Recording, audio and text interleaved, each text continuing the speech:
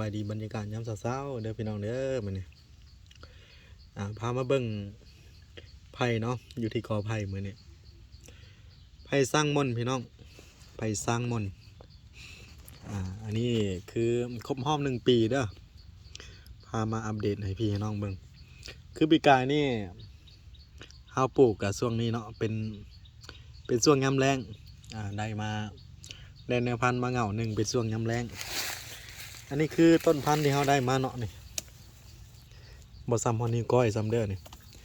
ต้นพันธุ์น้อยๆนี่ได้มานี่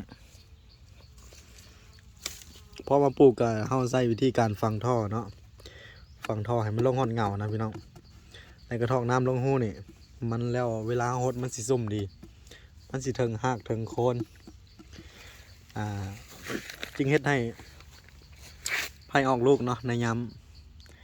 ช่วงที่ยามแรงคือช่วงยามแรงแบบนี้เขาก็ฮดเห็นบ่ออกหน่อใหญ่ขึ้นเรื่อยๆ2 หน่อแล้วเด้อช่วงนี้วันนี้วันที่อย่างวันที่2บ่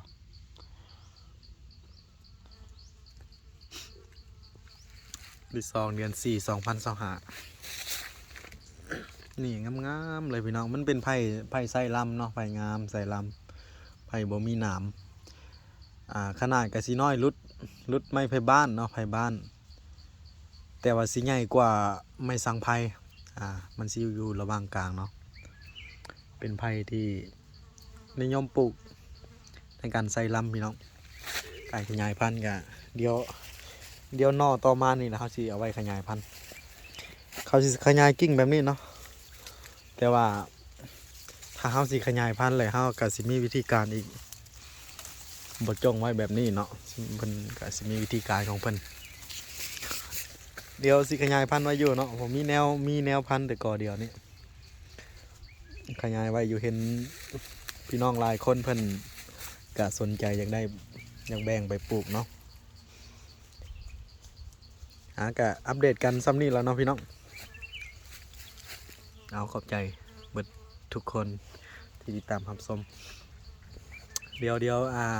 ขยายพันธุ์ไว้แล้วยังค่อยว่ากันเนาะพี่น้องสำหรับพี่น้องผู้ใดที่อยากได้ไปปลูกเอากะสำหรับมื้อนี้เนาะขอบใจทุกคนบ๊ายบาย